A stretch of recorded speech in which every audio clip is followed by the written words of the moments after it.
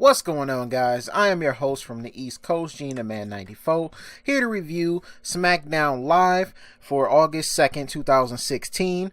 If you guys are very new to my channel, I review wrestling videos, of course. So if you guys are new, it'd be much appreciated if you guys just slap that like button and subscribe to see more wrestling content from your boy. But yeah, let's get right into it. SmackDown was pretty good tonight. For the 2 hours they allow it, some pretty good stuff happened.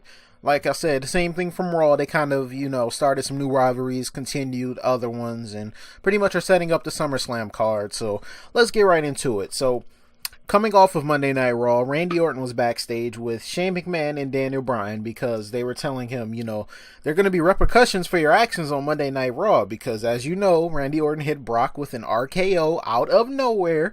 So they already knew that Brock was going to try to do something to retaliate because he's pissed. He's the Beast. Of course, he's going to come back after Randy Orton. So they had security trying to patrol the whole building to make sure Brock wouldn't get in. And we saw what happened later on in the night, but after that, Randy walked away, and The Miz was like, he's treated terribly. The only reason you drafted him is because he's the Intercontinental Champion. And Daniel Bryan was like, you know what, you're right, but you do need an opponent for SummerSlam. So he made a new era triple threat match between Kalisto, Baron Corbin, and Apollo Crews, and the winner would face The Miz at SummerSlam. So, nice little match there to set up The Miz's opponent, so maybe he can feud with them for the next couple of weeks leading up to SummerSlam. Dean Ambrose came out to drop a hell of a promo tonight. He was just, addressing the number one contendership and the fact that Dolph Ziggler is the number one contender. He was just telling everybody how he overcame his brothers in the Shield and became champion, and now he's going to stay on top, representing SmackDown, representing the championship, and building his legacy. He's not a one-hit wonder. He's here to stay. And then he calls Dolph Ziggler out. So Dolph came out, he was just like, hey, man, I'm a fan of you. And, we're kind of similar. Dean was like, no, we're not. We're nothing alike. You let everybody get into your head, and you're so worried about what other people think. I don't care. That's why I'm champion. This is why you've been struggling over the past few years. And Dean just started to go in on that boy Ziggler. And Dolph was like, hold on, wait, you had the Shield to upstart you when you first got here. When I first started, I was a cheerleader. So don't talk about, just me not coming from anywhere because I had to start at the bottom. You started at the top. So Dean was like, yeah, you're right. But the difference is I don't waste my time complaining. People always talk down on me and doubt me. And he overcame that and became champion, and he's never going to lose it again. He said Dolph's too worried about his image and what everybody thinks of him, and he should be worried about winning championships. And he said he's going to face him at SummerSlam, and he's going to beat him because Dolph's going to worry about the wrong things. He's not going to be focused, and Dean's going to take advantage and retain his championship. That's when Dolph got pissed. He was like, let me tell you who the hell I think I am. He says, he talked about being from Cleveland and hoping one day to make it to WWE, to at least get his foot in the door. And he said for the past 7 years, he's been the guy that's been told that he's not good enough. So he's going to go to Brooklyn, tear the house down, steal the show as he always does. But it's not just about that. He's going to kick Dean's ass, and he's going to take that title because he's that damn good. Some fire from Dolph Ziggler. We haven't heard any type of super emotion from Dolph in a long time. It's been years, probably. But this was a great promo. And Dean was like, no, you won't. Because the problem is, you're not as good as you think you are. I'm just like, damn, Dean Ambrose is representing that championship in a good way. And they're building up this rivalry in a very good way. And I'm so excited for their match at SummerSlam, in my opinion, of course. So yeah, after that, Dean started to walk away. And then Bray Wyatt appeared in the ring and hit Dolph with his sister Abigail. And that was pretty much the end of that. He picked up the microphone, though, after he was done. He was like, you don't deserve to call yourself a champion or even a contender for a championship. And then he asked the crowd, do they think he's going to be WWE champion? And they say no. And then he says he stole something from him and he wants it back. And he challenged him to a match. If he wins, then he proves he's worthy of being the number one contender. But if you fall, then Bray becomes the number one contender and takes his place at SummerSlam. Very interesting dynamic here. Bray Wyatt pretty much trying to throw his name back into the hat to have the match with Dean at SummerSlam. So, yeah. Backstage, Dolph popped up, to Shane and D. Bryan, was just like, he was pissed, of course, because he got attacked, and says he wants the match, make the match happen. Daniel Bryan was like, that's insane. Why would you want to do that? You already have the number one contendership. Why do you want to do this? Dolph says nobody thinks that he deserves it, so he's going to prove them wrong. Isn't this what Dean was saying, though? You're so worried about what everybody else thinks that your ego's getting in the way and you want to prove people wrong instead of just going on to your match. But Shane was like, okay, all right, cool. We'll make the match, because Dolph pretty much was demanding that they make it. But whatever. So we had the Intercontinental Championship number one contender triple threat new era match gimmick. And between Kalisto, Apollo Crews, and Baron Corbin. Match was alright. Crews and Kalisto tried to take Corbin out because he's the bigger of the two, even though Crews is built, but Corbin, towers over him, so they try to take him out the match. Kalisto and his luchador skills impressing the crowd and everything. But Apollo was able to take advantage of Kalisto doing his moves after he got Corbin out of the ring, and he rolled up Kalisto and got the victory on him. After the match, Corbin attacked Kalisto. Crews came to help him out. The Miz was on commentary. He came in to, beat up Crews and hit him with the skull crushing finale. Then when the Miz thought everything was golden, Baron Corbin hit him with the, what the hell is his finisher? I forgot his damn finisher. Oh, they've made Baron Corbin irrelevant. Oh my, the end of days. There it is. He hit him with the end of days, and that was it. Next we had Becky Lynch versus Eva Marie, but the match didn't even happen because after Eva Marie got into the ring, after she was, doing her over dramatic celebrations, she got off the top rope and pretty much pretended like she was hurt, injured her leg. I'm saying that with quotation marks. She injured herself and she couldn't compete in the match, and they called the match off. I don't know. Seems like she was just scared of Becky Lynch to me, but hey, she looked good. So, does anything else really matter? I don't think so.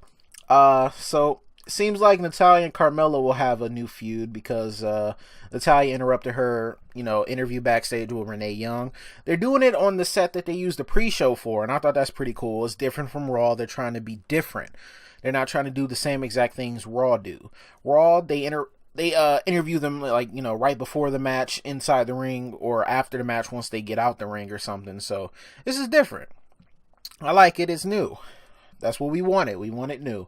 But Natalya interrupted her and said the the women's division on SmackDown needed leadership, and Carmella pretty much challenged her because she was mad she interrupted her interview.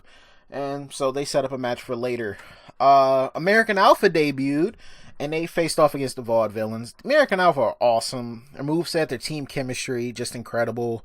Chad Gable and Jason Jordan, they're both freakish athletes, able to do pretty much anything in the ring. And they're both incredibly strong and incredibly talented. These guys are going to be future tag team champions.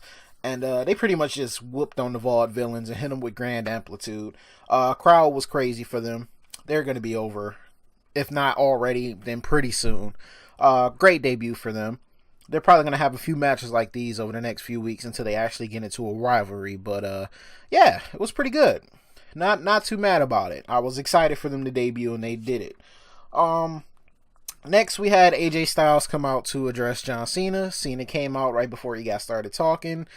Typical AJ Styles. Typical anybody going against Cena. Pretty much say how he panders to the crowd, he panders to the little kids, and how the little kids and the parents are idiots for believing in Cena, and, just pretty much addressing anybody who's a fan of him.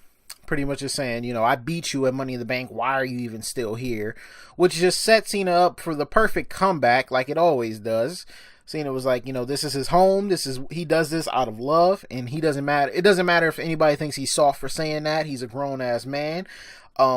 He does it out of love. He loves to be able to put smiles on kids' faces and, the parents' faces because their kids are happy, and he likes to go host different shows and everything. And pretty much when everybody says, so when are you going to leave the WWE? You're big time now. You can go do whatever. You've been in movies and all of that. You can go do whatever. And he was like, nope.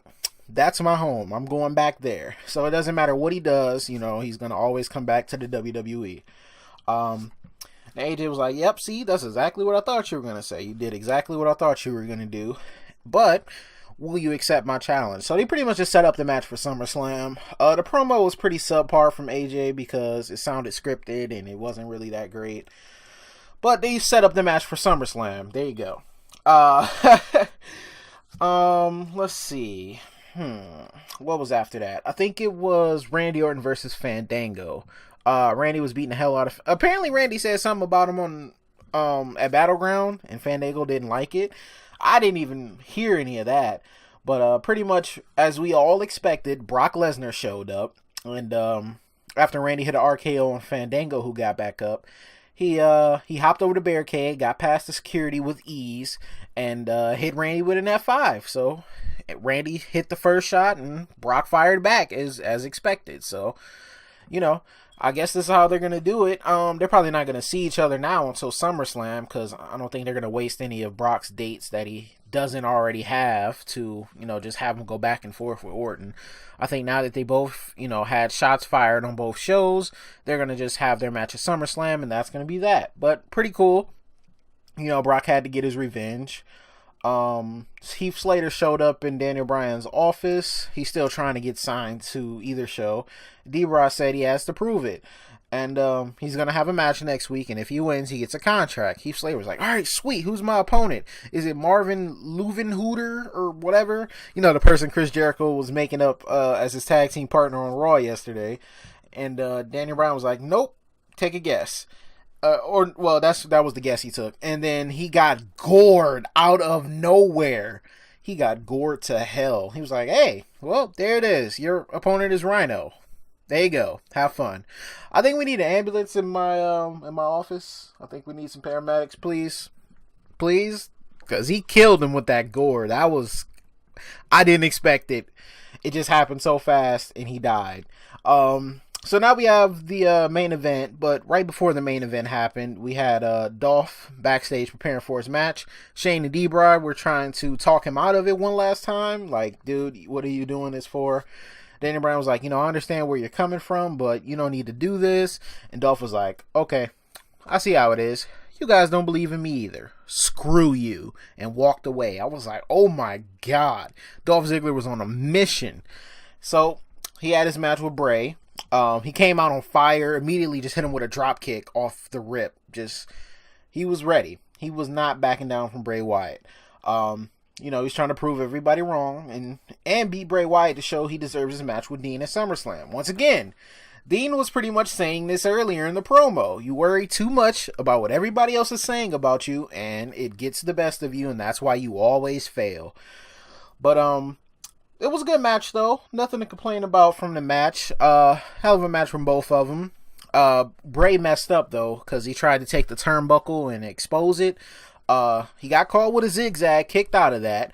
Then Dolph went to throw him into the turnbuckle, and he countered with the Uranagi slam, and almost got the pin. You know, they both had near falls, but then Dolph finally got Bray into the turnbuckle, and then hit him with the super kick and picked up the victory with that. So he still keeps his title shot at SummerSlam, and Bray Wyatt is not going to be in the match. But after the match, though, Dolph was, you know, because Dean was on commentary the whole match, and Dolph was just like, see, I told you, me and you, we gonna do this. Now you see me, now you believe me. And, you know, they were going back and forth, and then Eric Rowan attacked Dolph from behind, and Dean tried to come in to save him. They ganged up on him as well. Excuse me. And then Bray Wyatt hit Dolph with the Sister Abigail. And that was how SmackDown ended. Pretty good episode, though. It was better than last week's, to be honest with you. I like what they did this week compared to what they did last week. So no complaints about SmackDown this week. They have 2 hours. They fit all of that into 2 hours. So, hey, nothing wrong with that. I wonder, did you guys enjoy the show? If you did, let me know down in the comment section below. Again, if you guys are new, if you made it this far, thank you so much. If you could subscribe and like the video for me, it would mean a lot. I'll talk to you guys later on. I might do an NXT review. I've been getting mixed, reactions with the NXT. A lot of people don't watch it, but a lot of people do. So I might watch NXT tomorrow and do a review on it. So stay tuned for that, and I'll talk to you guys later on. Peace.